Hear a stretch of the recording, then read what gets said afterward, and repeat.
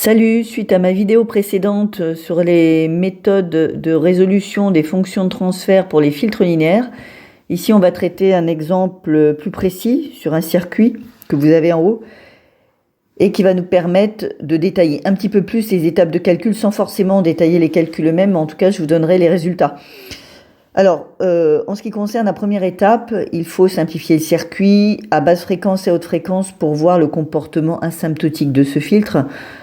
Donc pour éviter de perdre du temps, je vous ai déjà fait à basse fréquence et haute fréquence le circuit simplifié, sachant qu'à basse fréquence, le condensateur se comporte comme un interrupteur ouvert et à haute fréquence, le condensateur se comporte comme un fil.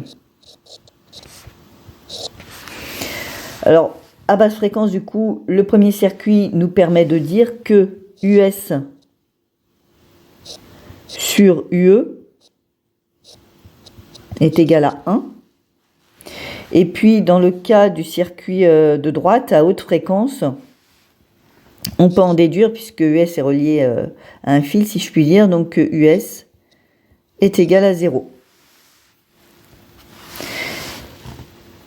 Donc, ce qui fait que le gain en décibels, ce serait égal à 20 log de US sur UE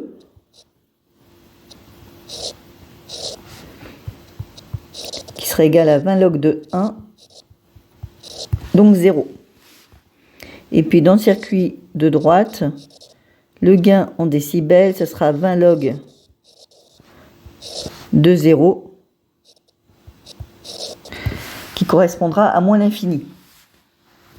Donc on peut en déduire le comportement asymptotique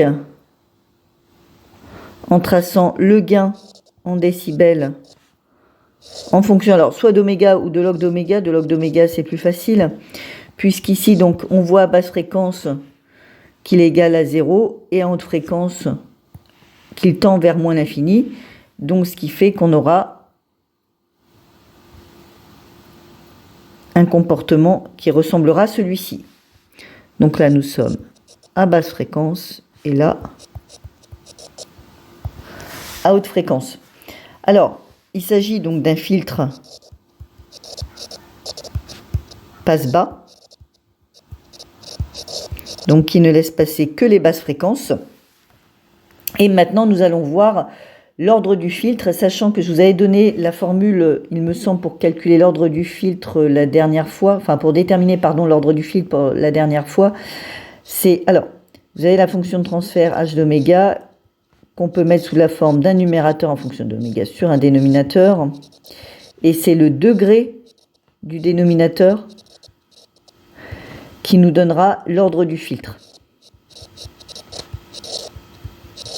Donc en calculant la fonction de transfert, dans une seconde étape, on pourra en déduire l'ordre du filtre.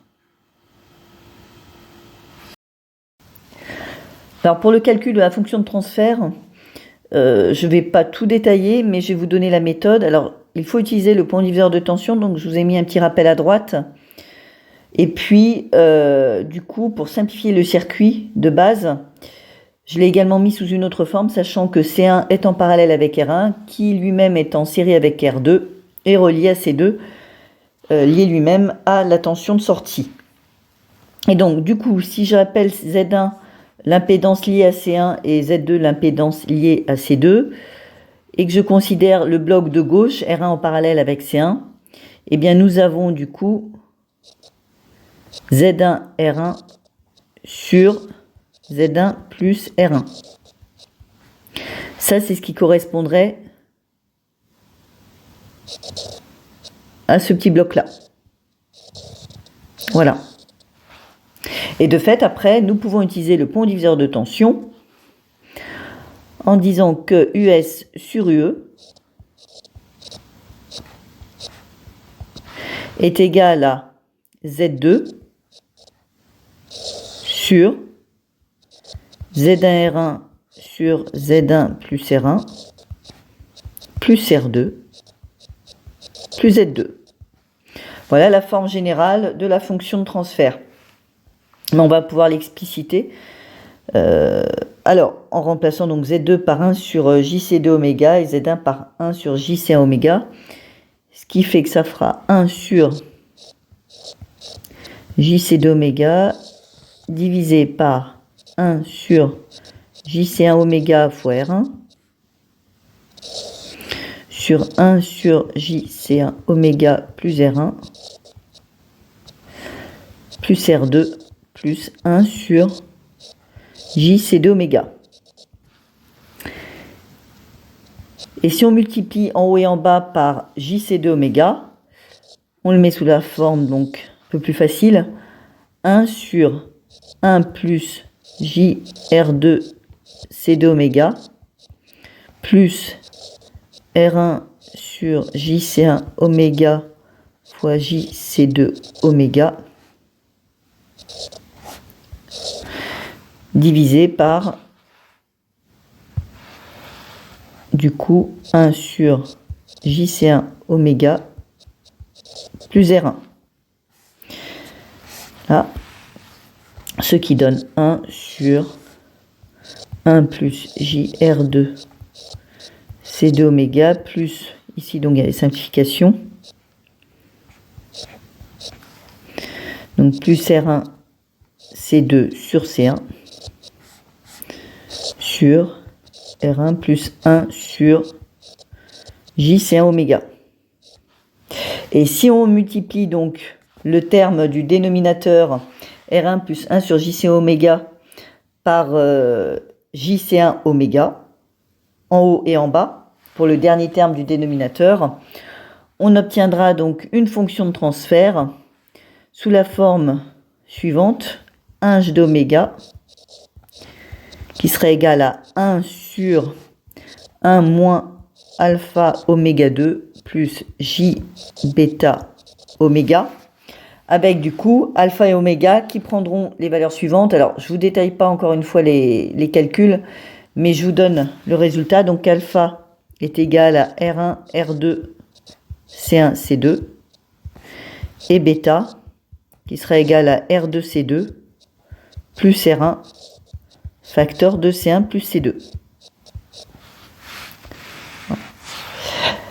Et là, on peut voir évidemment qu'on a une fonction de transfert liée à un filtre d'ordre 2, puisqu'au dénominateur, nous avons un polynôme en oméga de degré 2. Donc, je vous ai remis la formule de la fonction de transfert sur le circuit. Du coup, le module de la fonction de transfert est égal au module de 1 sur 1 moins alpha oméga carré plus J bêta oméga. Et le gain en décibels qui serait égal à 20 log du module de la fonction de transfert. Et comme le log de A sur B est égal à log de A moins log de B, ça fait 20 log de 1 moins 20 log du coup de 1 moins alpha oméga 2 plus J bêta oméga en module. Donc il reste, puisque log de 1 fait 0, moins 20 log du module de 1 moins alpha oméga 2 plus J bêta oméga. Ainsi, vous pouvez prendre des valeurs particulières du coup d'oméga pour dessiner le diagramme de Bode, puisque nous avons dit que c'était un filtre passe-bas. Et pour le calcul de l'argument de la fonction de transfert qui correspond à la phase, donc phi est égal à l'argument de la fonction de transfert, qui serait égal à l'argument donc de 1 sur 1 moins alpha oméga 2 plus J bêta oméga. Et comme l'argument de ZA sur ZB est égal à l'argument de ZA moins l'argument de ZB, ça fait l'argument de 1 moins l'argument de 1 moins alpha oméga 2 plus J bêta oméga. L'argument de 1 étant un nombre réel qui fait 0, donc ça fait moins l'argument du coup de 1 moins alpha oméga 2 plus J bêta oméga. Et l'argument, quand on a un nombre complexe sous la forme A plus JB, est égal à arc tangente de B sur A, avec B la partie imaginaire et A la partie réelle, ça fait moins arc tangente du coup de la partie imaginaire, bêta oméga, sur 1 moins alpha oméga 2.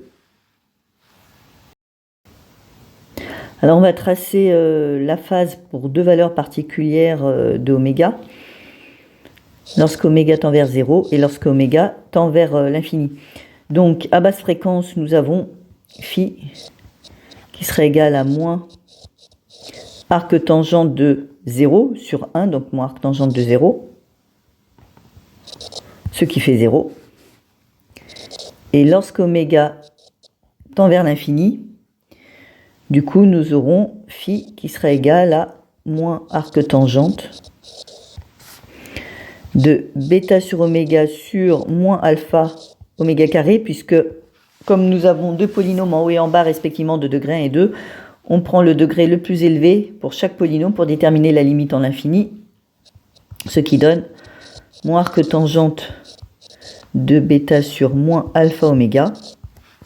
Et quand oméga tend vers l'infini, du coup bêta sur moins alpha oméga tend vers 0 moins, et la phase tend vers moins pi.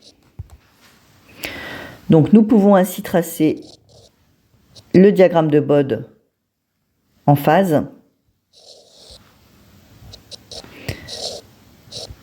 Pardon.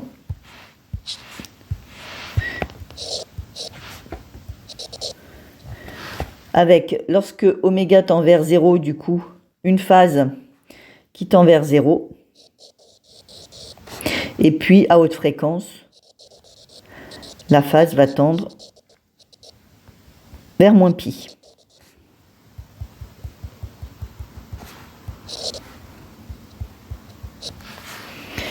Voilà sur ce petit exemple d'un circuit simple, comment ou quelle méthode on peut utiliser pour étudier la fonction de transfert et tracer le diagramme de Bode en gain et en phase.